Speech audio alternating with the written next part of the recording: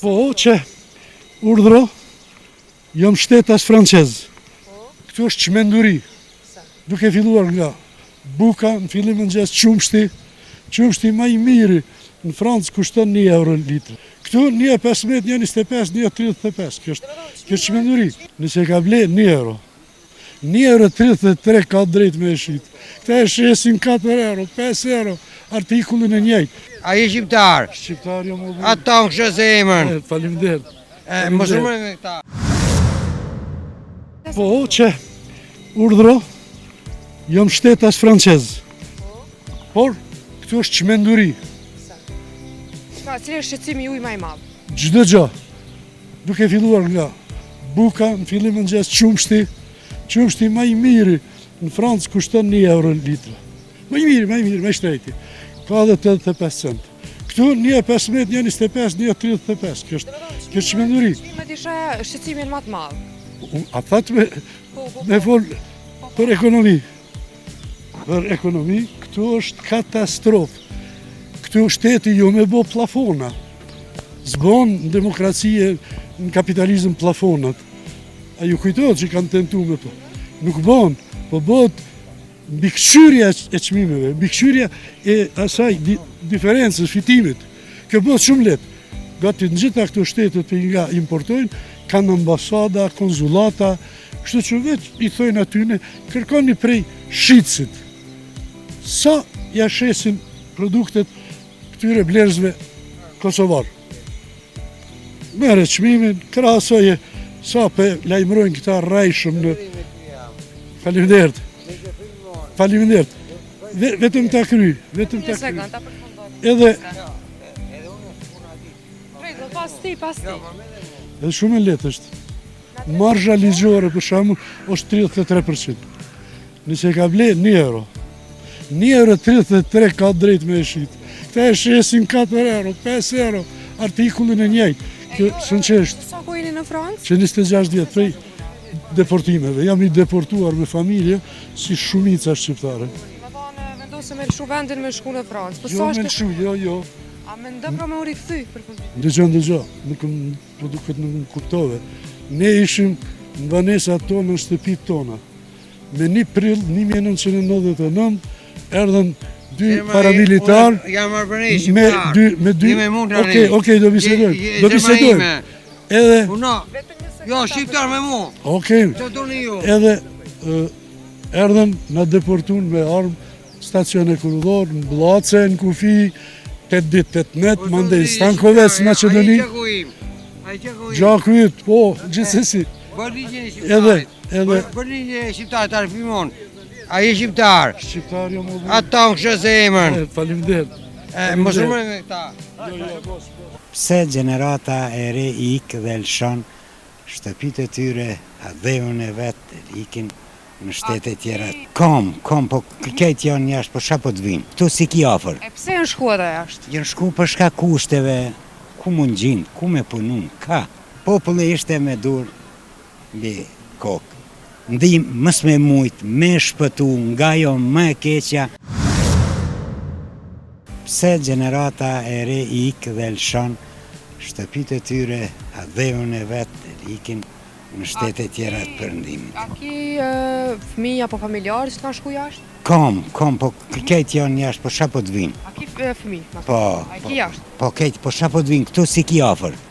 E pse në shku edhe jashtë? Jënë shku për shka kushteve, sepse këtu nuk kanë pas mundësi, s'kanë mujtë ta gjenë vetën për të egzistu jeta për egzistencë. Ajo ka thonë mos shkone? Po vazhdimisht, po ka, ku mund gjinë, ku me punun, ka. Sepse në këtë kohë, ne i dimi mirë që lëvizjet në këtë Balkanin, në këtë pjesën e Evropës juglindore, bartja lëvizja për një shtetin tjetër, për të ikë, për të siguru një jetë më të mirë, për familje, për vetë 3 gjenerata të reja. Mirë, fajtor, kryesor, janë institucionet relevante të Republikës Kosovës. Populli dhe qytetarët e saj e kanë dhonë provimin historik dhe ata kombëtar. Nuk ka të populli, si loti është populli, po çka ju bën politikës aktuale tash që është kjo, që shikoni tash që sa ditë e muj nuk ka mundësi ta bëjnë konstituimin e parlamentit. Se val, populli javla votën, javla delegatve, i votun për të punu, për të themelu, për të institucionet, për të hecë për para, kjo neglizhencë, po shkon mbrapa. Punë ka edhe këto. Sa po dojnë të rinjt me punu?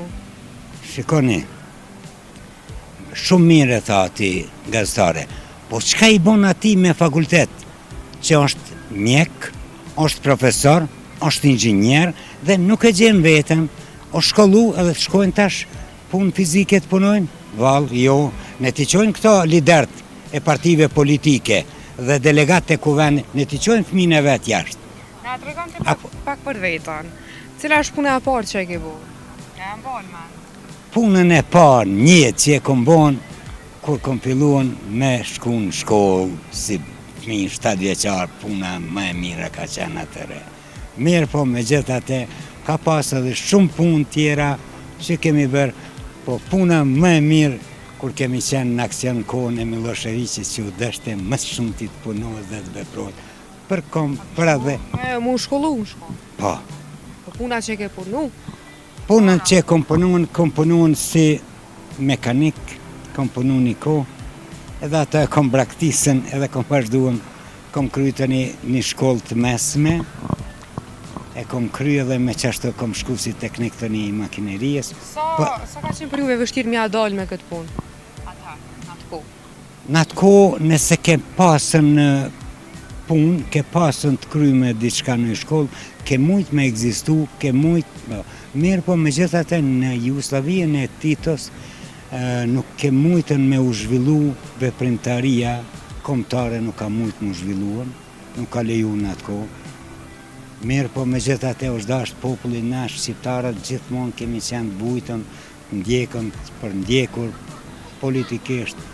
Kur neve gjithmonë puna më e vështirë e populli shqiptar ka qenë Jugoslavijën e Titos, na kemi parë punë më të vështira që... Përdes kësaj, cila është gjëja më e vështirë që ka ndodhur në jetë? Me çka ka ndodhur me u ballafaqu? Gjëja më e vështirë në jetë që më ka ndodhur me u ballafaqu 11 majit 1999, kur forcat paramilitare në vitin 1999 me 11 maj Iran, fshatit Karaçev, Brezin, Kufitar dhe tërë komunës Kamenicës, populli ishte me dur mbi kokë. I pa armatosën, i pa organizum. Dhe ajo më e vështira njetë, kërkojshin fëmija, gratë, shpëtim, nuk ishte mundësit ishin shumë të vogla. Ajo ka qenë më e vështira njetë që me të kërku familjari, fëmija, gruja, me të kërku ndim mës me mujtë, me shpëtu nga jo më e keqja, ajo ka ndonë në 99 11 maj që ajo